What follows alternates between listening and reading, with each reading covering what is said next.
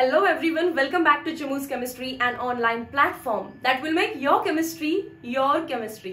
Thumbnail बघितल्यावरच click करू असं वाटलं असेल ना? काय नेमके रिवाइज झालेल्या डेट्स आहेत?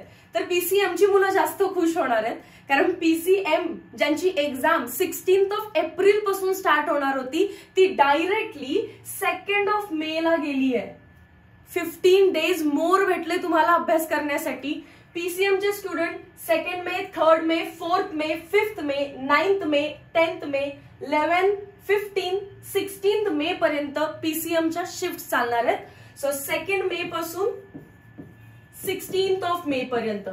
आणि यांच्या आधी पीसीबीच्या स्टुडंटची एक्झाम चालू होतीये 22 एप्रिल पासून.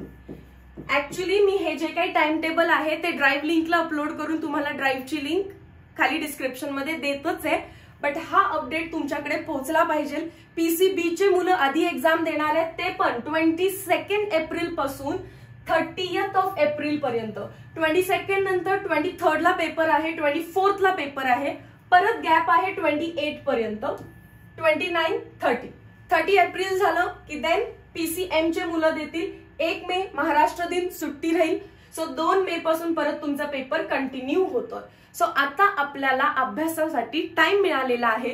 पीसीबीच्या मुलांना 16 पासून तुमची एक्झाम ऍक्च्युली पुढे होती खरं तर, पण आता ती 22 एप्रिलला आलेली आहे. काही प्रॉब्लेम नाही.